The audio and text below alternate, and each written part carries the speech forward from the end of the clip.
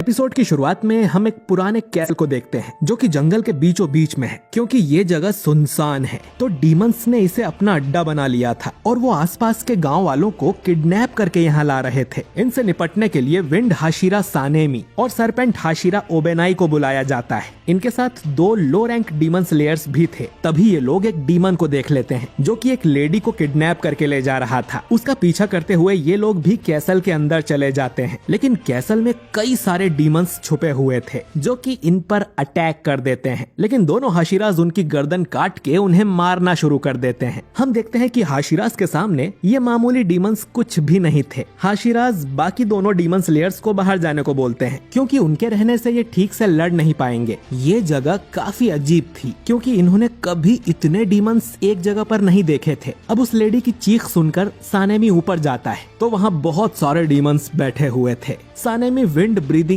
के second form का use कर उन्हें मार देता है। फिर ओबेनाई सरपेंट ब्रीदिंग का 5th फॉर्म यूज कर बाकी बचे डीमंस को काट डालता है। और इस फाइट सीन का एनिमेशन गजब का था। वो डीमन अब समझ जाता है कि ये दोनों कोई मामूली डीमन स्लेयर्स नहीं हैं, बल्कि जरूर हाशिरा हैं, और वो तुरंत यहाँ से भागना शुरू कर देता है। सानेमी उसका पीछा करता है, लेकिन डीमंस कीड़े मकोड़ों की तरह उसके सामने आते ही जा रहे थे। कैसल के बाहर इन्हें थोड़े अलग तरह के डीमंस मिलते हैं। ओबेनाई सानेमी से कहता है कि वो जाकर उस औरत को बचाए, इन डीमंस को वो अकेला संभाल लेगा। ओबेनाई फिर सरपेंट ब्रीदिंग का 3rd फॉर्म यूज करता है और इन सभी डीमंस को काट देता है। सानेमी भी विंड ब्रीदिंग का 4th फॉर्म यूज कर बाकी डीमंस का सफाया कर देता है। अब ये देख वो डीमन खुद ही इस औरत को फेंक देता है, पर ओबेनाई उसे कैच कर लेता है। फिर दोनों हाशिराज उस डीमन का पीछा करते हुए जब उसके घर के अंदर कूदते हैं तो ये अपने सामने इन्फिनिटी कैसल को देखते हैं। हाशिराज ने ये जगह पहली बार देखी थी। अब अचानक ही इन्फिनिटी कैसल यहाँ से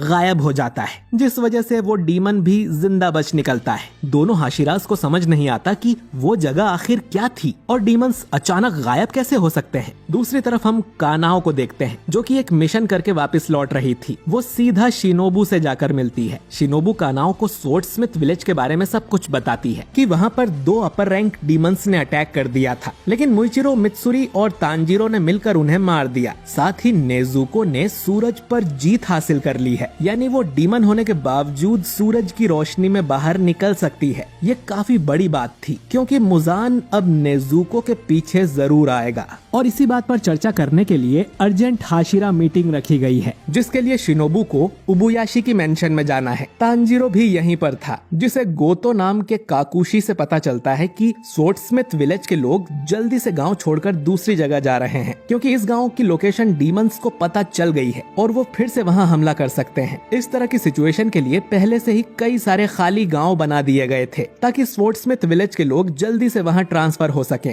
तांजीरो 1 हफ्ते से बेहोश था, लेकिन जागने के बाद वो ठूस ठूस के खा रहा था क्योंकि मित्सुरी भी बहुत खाती है और वो उसकी तरह स्ट्रॉन्ग होना चाहता था। काकुशी बताता है कि मित्सुरी और मुइचिरो तो 3 दिन में ही ठीक हो गए थे। साथ ही नेजुको वाली खबर सुनकर सभी डीमन स्लेयर्स अलर्ट पर हैं। इधर हाशिरा मीटिंग में सानेमी और ओबेनाई सबसे आखिर में आते हैं। सानेमी को इस बात का गुस्सा आ रहा था कि उसका सामना अब तक किसी अपर रैंक डीमन से क्यों नहीं हुआ। स्टोन हाशिरा ग्योमी को खुशी थी कि मित्सुरी और मुइचिरो ने बिना अपनी जान गंवाए 2 अपर रैंक्स को मार दिया। ये लोग मास्टर कागाया के आने का वेट कर रहे थे, लेकिन तभी मीटिंग में मास्टर की पत्नी अमाने आ जाती है। वो इन सबको बताती है कि उनके मास्टर की तबीयत इतनी ज्यादा खराब हो गई है कि अब शायद ही वो कभी इनके सामने आ पाए। ये सुन सभी हाशिराज को बुरा लगता है और ग्योमी मास्टर की अच्छी हेल्थ के लिए प्रार्थना करता है। अमाने कहती है कि नेजुको ने सूरज पर जीत हासिल कर ली है। अब मुजान किबुत्सुजी जरूर नेजुको को लेने आएगा ताकि वो भी उसकी तरह सूरज पर जीत हासिल कर सके, यानी कि जल्द ही इनका सामना मुजान से हो सकता है। अमाने को ये भी पता चला है कि लड़ाई के दौरान मित्सुरी और मुइचिरो के चेहरे पर एक निशान आ गया था। वो जानना चाहती है कि उन्हें ये निशान कैसे मिला। सेंगोकू पीरियड के समय फर्स्ट ब्रीदिंग यूज करने वाले तलवारबाजों ने मुजान को लगभग मार ही दिया था, तब उनके शरीर पर भी स्पेशल निशान प्रकट हुआ था। ये सुन हाशिरास चौंक जाते हैं क्योंकि उन्हें कभी भी ऐसे निशान के बारे में नहीं बताया गया। अमाने कहती है कि उन्हें भी नहीं पता कि ये सच में होता है या सिर्फ ये कहानियां हैं। इस बारे में सिर्फ एक किताब में लिखा हुआ है कि जब ये मार्क किसी इंसान पर प्रकट होता है तो उसके आसपास वाले लोगों पर भी ये निशान आ जाता है। अमाने आगे बताती है कि इस जनरेशन में जिसे सबसे पहले ये मार्क मिला था वो कोई हाशिरा नहीं था, उसका नाम है तांजीरो। लेकिन तांजीरो ये एक्सप्लेन ही नहीं कर पाया कि ये निशान प्रकट कैसे होता है। इसीलिए वो मित्सुरी और मुइचिरो से पूछना चाहती है। अब मित्सुरी भी तांजीरो की तरह बड़बड़ करने लगती है, जो कि किसी को समझ नहीं आता और सब उसे घूरने लगते हैं। इसके बाद मुइचिरो बोलता है कि उसे तो पता भी नहीं चला था कि उसके चेहरे पर कोई मार्क आया है। लड़ाई के दौरान उसे जहर दे दिया गया था, जिससे वो हिल भी नहीं पा रहा था। एक बच्चा उसकी जान बचाने की कोशिश में खुद मरने वाला था। उसी समय मुइचिरो की खोई हुई मेमोरीज भी लौट आई थी। जब मार्क अपीयर हुआ था तब उसका दिल 1 मिनट में 200 बार धड़क रहा होगा और उसका शरीर भी काफी गर्म होकर 39 डिग्री सेल्सियस पर पहुंच गया था। इन 2 कंडीशन की वजह से ही शायद मुइचिरो पर वो मार्क प्रकट हुआ था। शिनोबू कहती है कि ये दोनों चीजें काफी जानलेवा हैं, यानी कि उस मार्क को हासिल करना बहुत मुश्किल काम है। पर सानेमी कहता है कि ये तो बड़ा आसान है, जिस पर वाटर हाशिरा गियू सानेमी को ताना मारता है कि तुम्हारे छोटे से दिमाग को तो ये काम आसान ही लगेगा। जो सुन सानेमी गुस्सा हो जाता है। अमाने चाहती थी कि सभी हाशिराज मार्क मैनिफेस्ट करना सीख जाएं,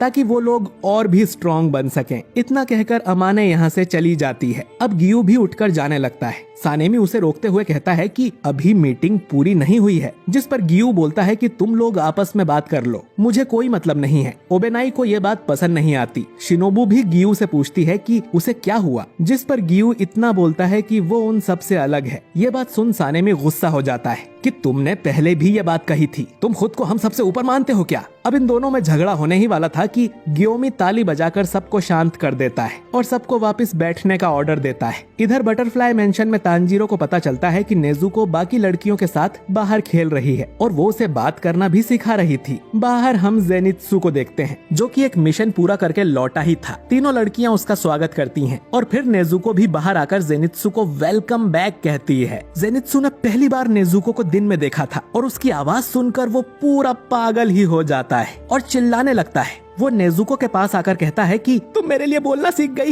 ये तो कमाल है। जल्दी मुझसे शादी कर लो, मैं रोज तुम्हें सुशी खिलाऊंगा, चलो घर बसाते हैं। इसके बाद नेजुको कहती है कि वेलकम बैक इनोसुके, यानी कि उसे जेनित्सु का नाम तक नहीं पता था। ये सुन जेनित्सु बहुत ज्यादा गुस्सा हो जाता है और बोलता है कि वो सुअर का बच्चा कहाँ है, मैं उसे मार डालूंगा। हमें पता चलता है कि इनोसुके सुबह से ही नेजुको को अपना नाम रटवा रहा था। खैर, हैगे नेजुका यहाँ तांजीरो की तलवार लेकर आता है, जो कि बहुत ही कमाल लग रही थी। ये वही योरिची वाली तलवार है जो तांजीरो को मिली थी। उस पर रेंगोकू का सोर्ड गार्ड भी लगा हुआ था और तलवार पर स्ले लिखा हुआ था। हैगे नेजुका बताता है कि ये तलवार काफी हाई क्वालिटी स्टील की बनी है, इसे चलाने वाला जरूर बहुत ताकतवर रहा होगा। ये तलवार रैंकिंग सिस्टम से भी पुरानी है, क्योंकि अब तो हर हाशिरा की तलवार पर डिस्ट्रॉयर ऑफ डीमंस लिखा जाता है। तांजीरो पूछता है कि लड़ाई के समय तो तलवार पर ये नहीं लिखा हुआ था, जिस पर हैगे नेजुका गुस्सा हो जाता है और कहता है कि तुम लोगों ने तलवार पूरी होने ही कहाँ दी थी। इसे धार करने के चक्कर में मेरी इतनी पिटाई हुई है कि मेरे शरीर का पुर्जा पुर्जा अब भी दर्द कर रहा है। इसके बदले तुम्हें जिंदगी भर मुझे मिठाई खिलानी होगी। जिसके लिए तांजीरो मान जाता है और हैगे नेजुका यहाँ से चला जाता है। गेन्या भी तांजीरो के बाजू वाले बेड पर था और वो इन्हें शोर कम करने को कहता है। तभी खिड़की तोड़कर इनोसुके यहाँ आ जाता है, जो देख काकुशी उस पर गुस्सा करता है और गेन्या सोचता है कि उसे अपना अलग कमरा चाहिए। इनोसुके तांजीरो को बताता है कि ज्वाइंट ट्रेनिंग शुरू होने वाली है। तांजीरो पूछता है कि कौन सी ट्रेनिंग, तो इनोसुके बोलता है कि मुझे नहीं पता।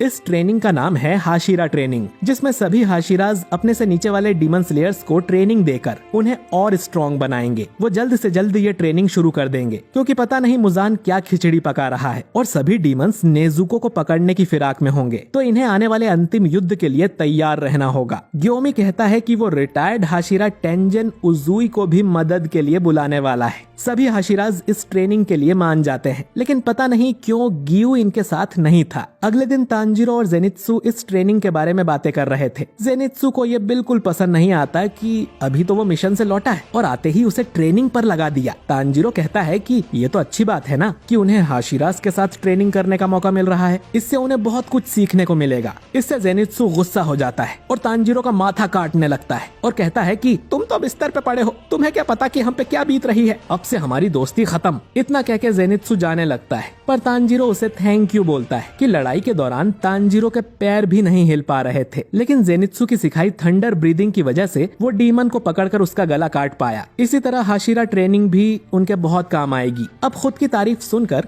जेनित्सु का सारा गुस्सा गायब हो जाता है और वो खुशी खुशी ट्रेनिंग पर जाने लगता है। इधर टेंजन उजुई स्लेयर्स को कड़ी ट्रेनिंग करवा रहा था। वो सब बुरी तरह थक गए थे, लेकिन उजुई उन्हें भागते रहने को कहता है क्योंकि ये तो बेसिक स्टेमिना ट्रेनिंग थी। उसके बाद वाले हाशिरा तो इनकी चटनी बना देंगे। यहाँ पर उजुई की तीनों वाइफ्स भी आई हुई थी और सबके लिए खाना पका रही थी। उजुई से छूटने के बाद इन सबको मुइचिरो से ट्रेनिंग लेनी होगी, जो होगी मूवमेंट ट्रेनिंग, फिर मित्सुरी की फ्लेक्सिबिलिटी ट्रेनिंग, इसके बाद ओबानाई की तलवारबाजी ट्रेनिंग, फिर सानेमी की एंडलेस स्ट्राइकिंग ट्रेनिंग और आखिर में ग्योमी की मसल ट्रेनिंग। हाशिरा भी इस बहाने खुद को ट्रेन कर रहे थे ताकि अपने डीमन स्लेयर मार्क को मैनिफेस्ट कर सकें। शाम को तांजीरो के पास एक कासुगाई क्रो आता है और उसके सिर पर चोंच मार के उसे एक लेटर देता है। ये लेटर मास्टर कागाया ने भेजा था, जिसमें लिखा था कि सिर्फ गियू है जो हाशिरा ट्रेनिंग में हिस्सा नहीं ले रहा। दूसरी तरफ हम लेडी तमायो को देखते हैं, जिसकी विंडो पर एक कासुगाई क्रो आता है। तमायो को यकीन नहीं होता कि डीमन स्लेयर्स ने उसे कैसे खोज लिया, क्योंकि तमायो का घर तो हमेशा ही छुपा रहता है। ये क्रो मास्टर कागाया ने भेजा था, जो लेडी तमायो से कहता है कि उन्हें डरने की जरूरत नहीं है, वो उसकी मदद मांगने आया है। डीमन स्लेयर कॉर्प्स में भी एक लड़की है जिसे डीमंस की बॉडी की काफी जानकारी है। ये चाहते थे कि तमायो भी उसके साथ मिलकर नेजुको की जांच करे।